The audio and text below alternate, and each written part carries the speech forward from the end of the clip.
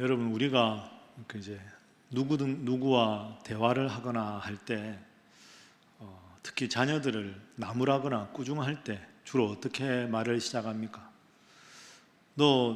너답지 않게 왜 그래? 또는 이건 당신답지 않아. 왜 평소에 당신답지 않게 왜 그래? 이렇게 말하면서 나무라거나 꾸중하지요. 자, 너답다, 당신답다 이런 표현을 한번 잘 생각해 보십시오. 애초에 너다운 것, 당신다운 것 이런 건 존재하는 게 아닙니다. 사람은 다 연약한 존재고 다양한 면을 다 가지고 있습니다. 너답다 하는 것은 상대방의 모습이 그런 게 있는 게 아니고요, 내가 그 사람을 향한 기대치가 있는 겁니다. 그래서 너다운 것, 당신다운 것, 이 틀은 그 사람에게 있는 게 아니라 내 머릿속에 존재하는 거죠. 그걸 가지고 상대방에게 그 틀로 강요하는 겁니다. 너답다, 당신답다. 있지도 않은 틀을 가지고 상대방을 그렇게 말하는 경우가 참 많이 있습니다. 우리가 흔히 이렇게 말을 많이 하죠. 자, 그런 맥락에서 오늘 본문을 한번 생각해 보죠. 여러분, 오늘 본문 시편 13편의 저자는 다윗입니다. 여러분은 다윗다운 것, 다윗은 어떤 사람이라고 틀을 가지고 계십니까? 누구보다 하나님을 사랑한 사람, 골리앗과 전투에서 승리한 훌륭한 장군, 이스라엘 역사의 가장 위대한 태평성대를 이룬 훌륭한 왕, 주옥 같은 시편을 지어서 하나님을 찬양했던 정말로 하나님을 사랑하던 사람, 이게 우리가 가지고 있는 다윗에 대한 틀입니다. 근데 그 틀을 가지고 오늘 본문 시편 13편을 읽으면 오늘의 본문은 우리가 가진 다윗의 틀과는 잠옷 다른 모습을 우리에게 보여줍니다. 사실은 하나님 앞에 불경한 다윗이 아닌가, 왜 다윗이 오늘 이러는가, 이런 생각을 하면서 적잖이 우리를 당황시킵니다. 자, 다시 한번 본문을 볼까요? 1절 말씀 우리 화면 보면서 함께 읽어보겠습니다. 시작. 여호와여, 어느 때까지니까 나를 영원히 잊으시나이까? 주의 얼굴을 나에게서 어느 때까지 숨기시겠나이까? 아멘. 여러분은 다윗의 시편 하면 제일 먼저 뭐가 떠오르십니까? 여호와는 나의 목자시니 내가 부족함이 없으리로다. 내가 여호와를 찬송하리로다. 찬송을 받으실 여호와여. 뭔가 찬송, 찬양, 목자, 감사, 이런 단어가 우리가 가진 다윗에 대한 틀인데 1절 보십시오. 하나님, 언제까지 저를 안 도와주시렵니까? 하나님을 향해서 원망합니다. 우리가 가진 다윗의 틀과는 다른 모습이죠.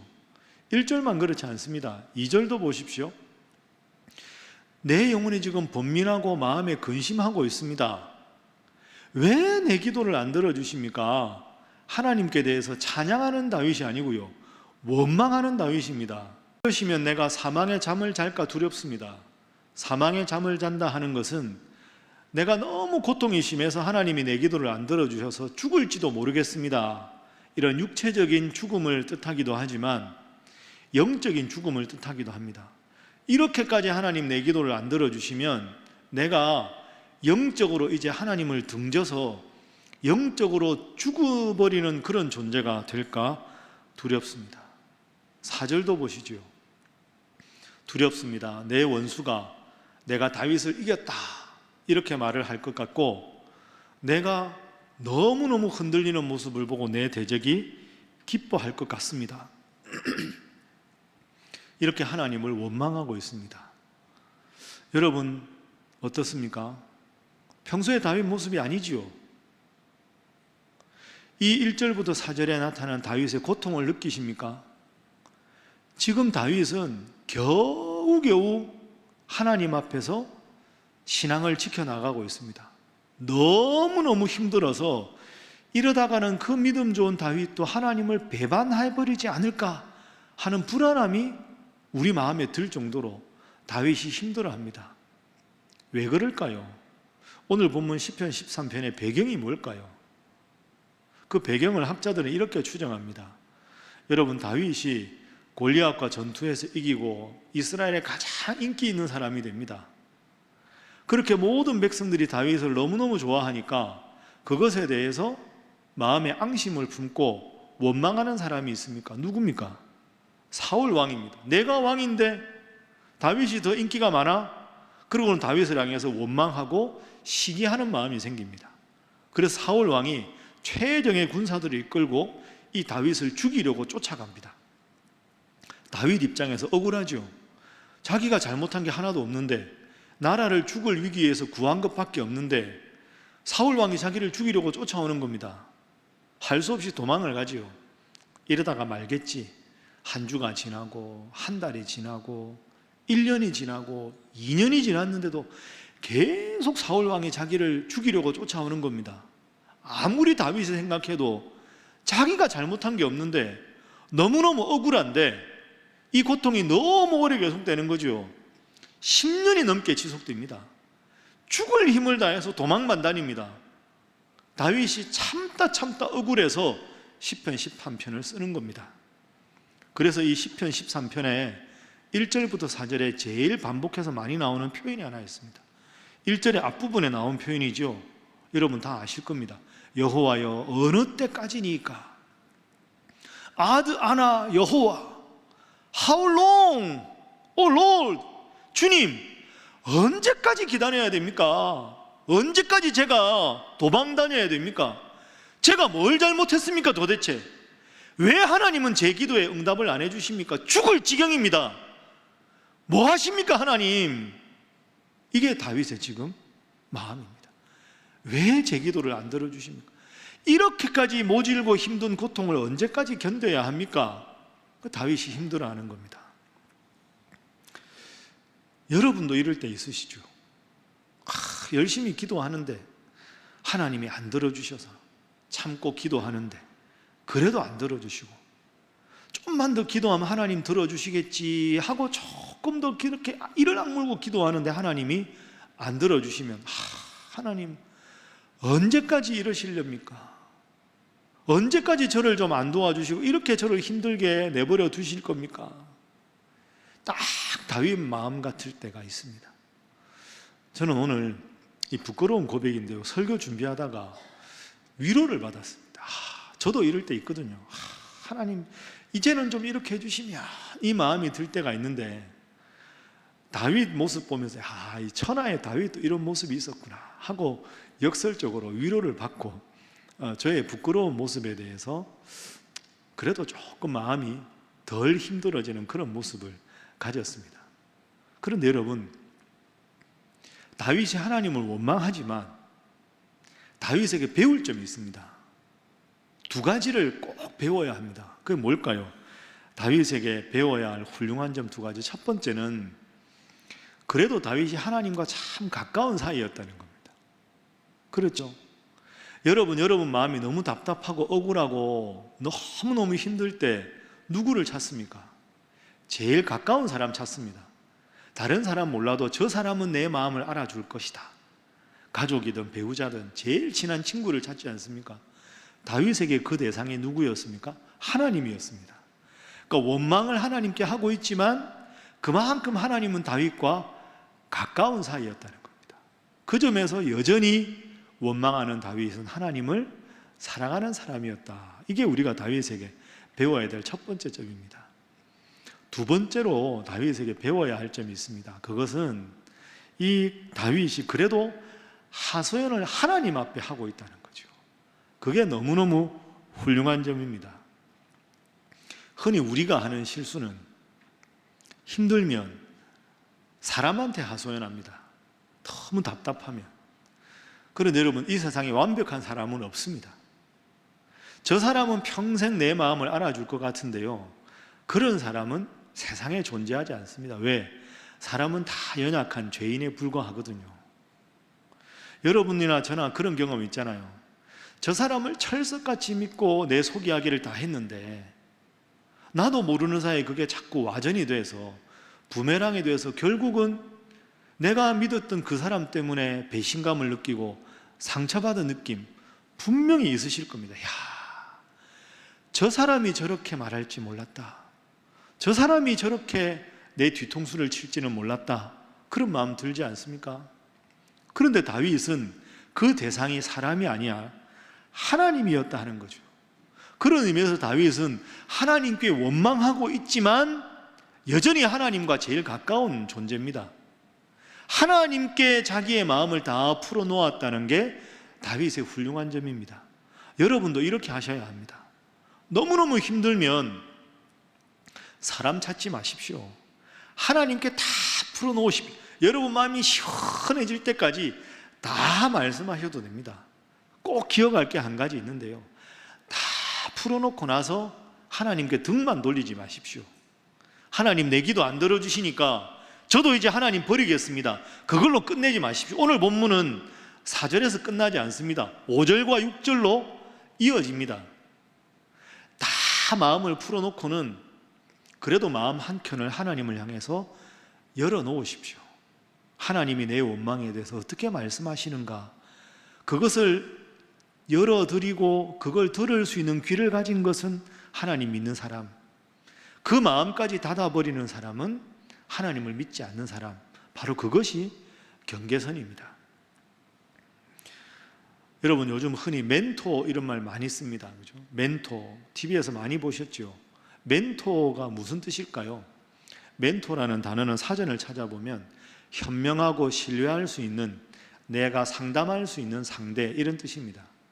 더 쉬운 말로 선생님이죠. 내 마음을 다 틀어놓고 내가 지도받을 수 있는 선생님을 멘토라고 하고, 그 멘토를 찾아가서 지도를 받는 사람을 멘티라고 합니다.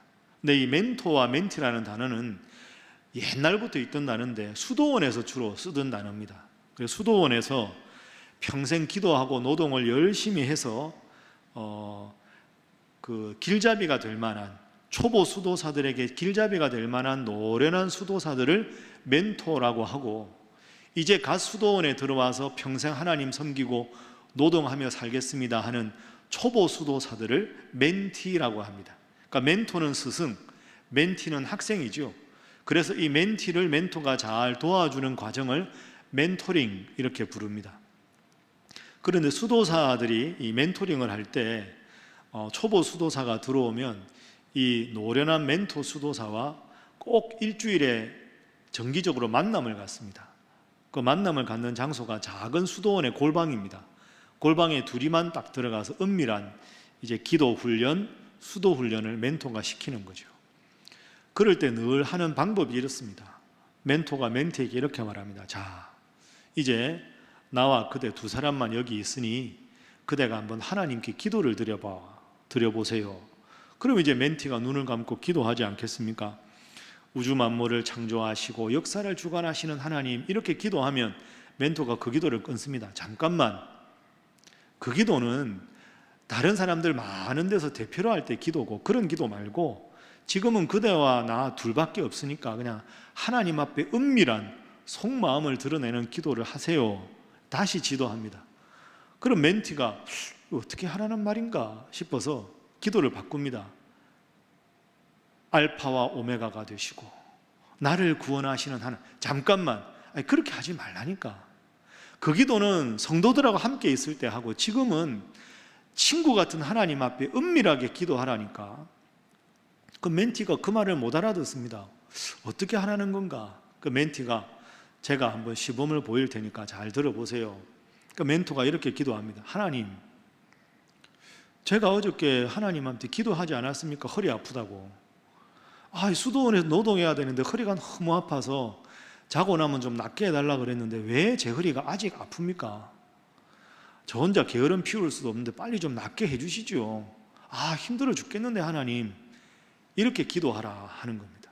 그 멘티가 그걸 듣고는 깜짝 놀랍니다. 당황스럽죠. 하나님이 친구도 아닌데. 자, 그런데 여러분, 이 기도가 아주 멋진 기도입니다. 이런 기도가 훌륭한 기도입니다. 왜 그럴까요? 하나님, 제 허리 아파서 빨리 좀 낫게 해달라 그랬더만 왜 안 고쳐주십니까? 지금도 아픈데. 이건 여러분 하나님 앞에 아무런 가식이 없습니다. 아무런 가면도 쓰지 않았습니다. 하나님은 우리 마음을 다 아시는 분이죠. 우리가 아무리 모범생인 척 할 필요가 하나님 앞에서는 없습니다. 하나님 나를 다 아시는데 애써서 다 누르고 위대한 기도문 할 필요 없다는 거죠. 멘토가 가르친 본질은 그겁니다.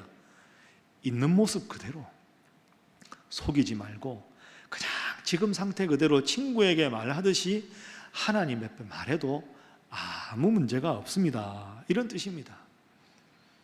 여러분 요즘 힘드시잖아요. 코로나 때문에 얼마나 답답하십니까? 얼마나 힘드십니까?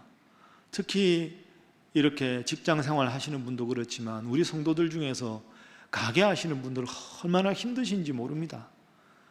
여러분 매일 하나님께 뭐라고 기도하십니까? 전지전능하시고 자비하시고 그런 기도는 여러분 구역 예배 드릴 때 다른 사람들과 함께 하십시오. 혼자 너무 힘들 때 이렇게 기도, 하나님 힘들어 죽겠습니다. 이놈의 코로나 왜 빨리 안 고쳐주십니까? 좀 우리 가게 앞으로 어떡할까요? 너무 힘들어요. 하나님 답답해 죽겠어요. 기도하러 앉았는데 때로는 기도가 안 나와요. 그렇게 기도해도 아무 문제 없습니다.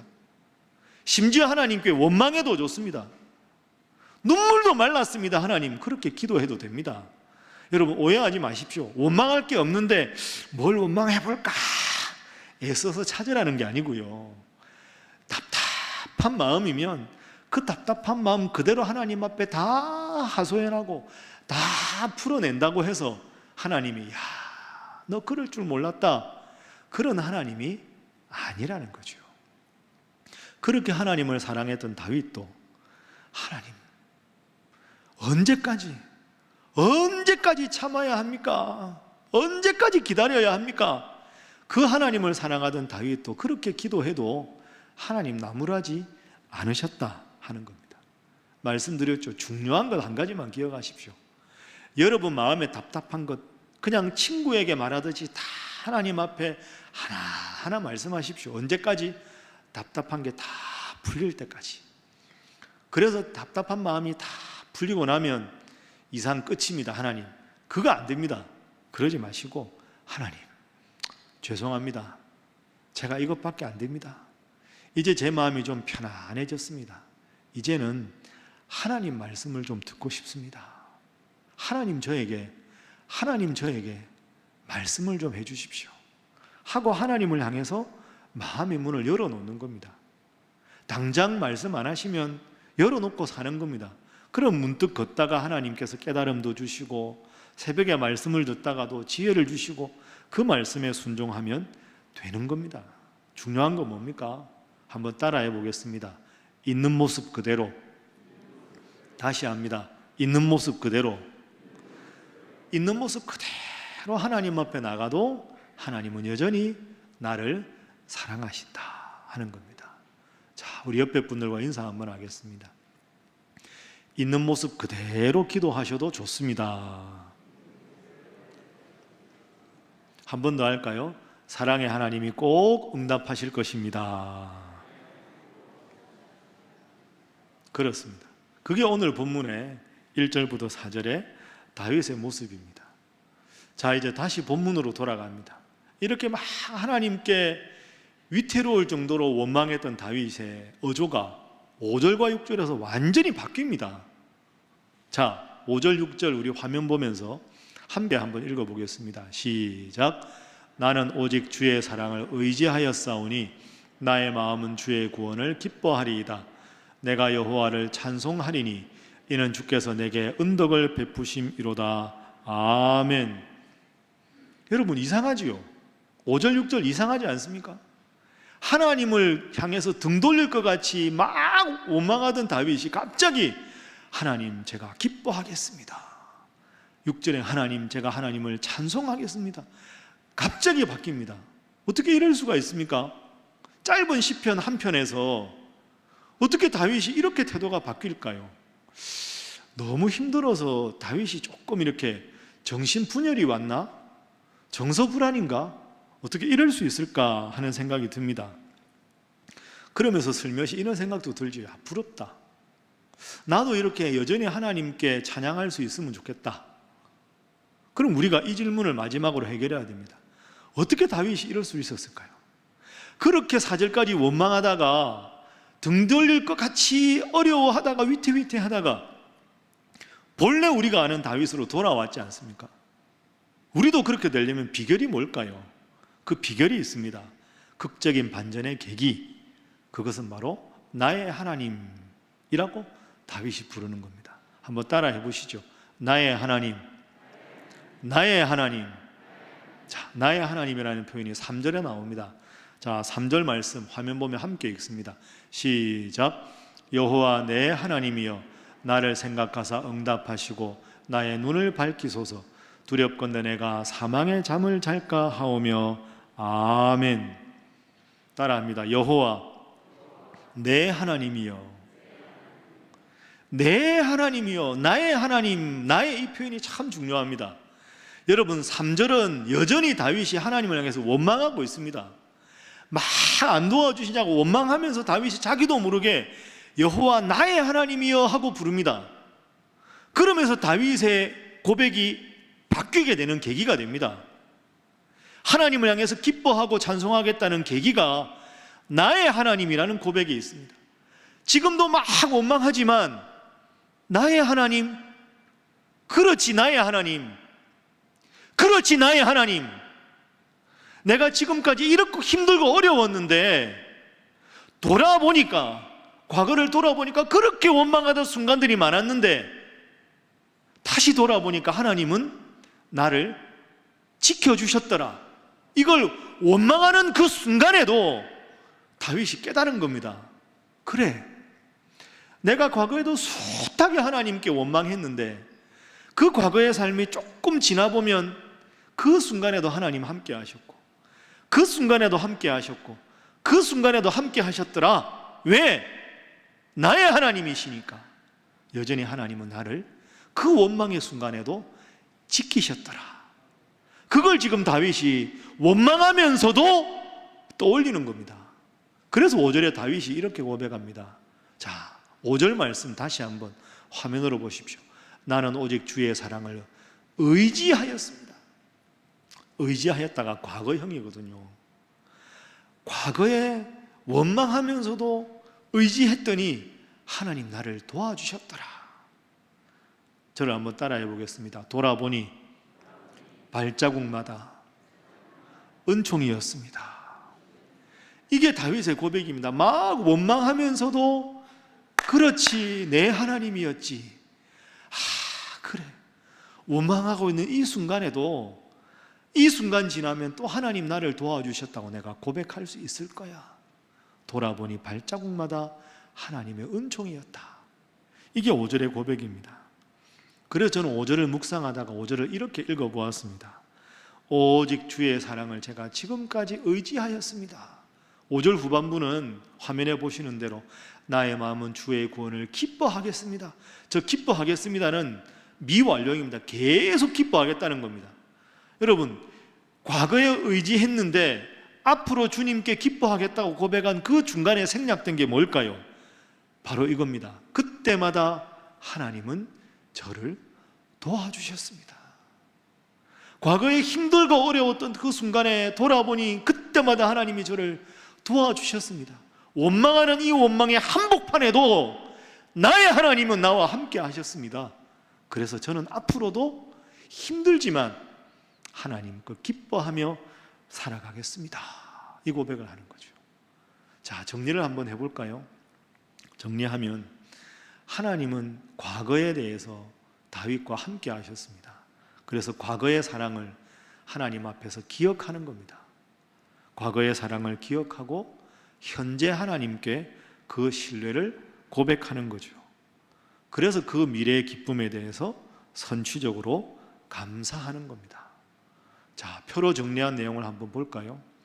과거의 하나님의 사랑을 다시 한번 내 하나님으로 기억하고 현재 신뢰하겠다고 고백하고 앞으로 미래 영원히 하나님께 원망하는 순간에도 함께 하시는 하나님께 감사하며 살겠습니다.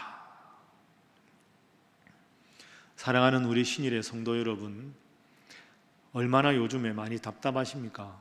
참, 목사인 저도 많이 답답합니다. 이 넓은 예배당에 99명밖에 들어오지 못한다는 현실도 답답하고, 이러다가 성도들의 믿음이 잃어버리지 않을까 하는 것도 답답하고, 특별히 다음 세대 생각하면 이렇게 가정에서 오래 예배를 드리다가 아이들이 교회 예배의 소중함을 잃어버리면 어떡할까 하는 불안함도 있고, 또 연세 드신 노년 세대들 평생 예배당에 오시는 게 낙이셨는데 얼마나 답답해 하실까. 그리고 코로나 오래되다가 돌아가시는 분도 있고 건강 잃어버리는 분들도 계셔서 얼마나 저도 답답한지 모릅니다. 그런데 그러면서 제가 설교 준비하다가 참 제게 은혜가 됐습니다.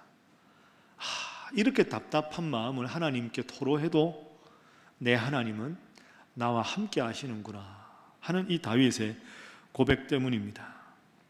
여러분 힘드시지요? 많이 힘든 시기를 우리가 겪어나가고 있습니다.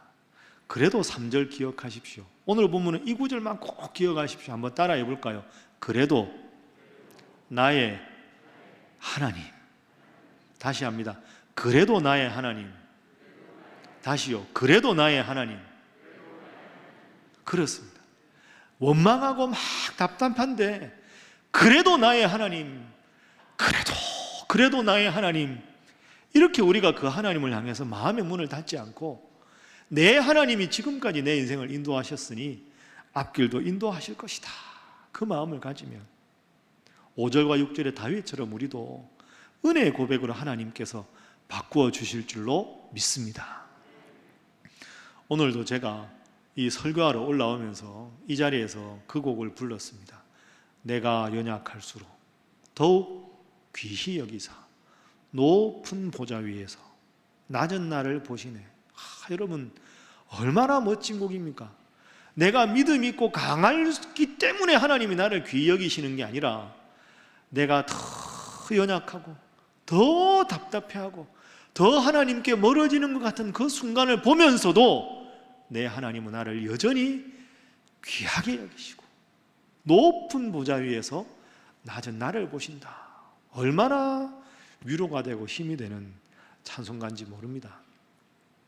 이제 말씀을 정리하겠습니다. 사랑하는 우리 신일교회 성도 여러분, 우리 사랑의 하나님은 있는 모습 그대로 답답하고 지쳐있는 우리 모습 그대로 사랑하는 분입니다. 하나님 앞에 은밀하게 기도하실 때 영적인 마스크를 다 벗어버리시고 있는 모습 그대로 그냥 친구처럼 하나님 앞에 답답한 속을 다 말씀하십시오. 그래도 사랑의 하나님은 여러분과 함께 하실 것입니다. 나의 하나님 되어주신 그 하나님께서 우리 사랑하는 성도들의 답답한 마음에 위로도 주시고 평안도 주시고, 그래서 여러분의 입술이 다시 하나님을 찬송하고 하나님을 향해서 기쁨의 고백을 하는 그런 귀한 여러분의 삶이 되시기를 주님 이름으로 축복합니다. 함께 기도하겠습니다. 수고하고 무거운 짐진 자들아 다 내게로 오라. 내가 너희를 쉬게 하리라. 사랑의 하나님, 있는 모습 그대로 우리를 받으시는 주님을 찬양합니다. 많이 지치고 힘든 저희들을 오늘도 그대로 받아주신다고 약속하시니 감사합니다. 우리의 속마음을 있는 그대로 주님 앞에 펼쳐놓을 때 주님, 저희의 모습을 따뜻하게 받아주시고 그 누구도 그 무엇도 줄 수 없는 하늘의 위로와 평안으로 우리 사랑하는 신일의 성도들의 마음을 넉넉하게 채워주시고 역사하여 주옵소서. 예수님의 이름으로 간절히 기도하옵나이다. 아멘.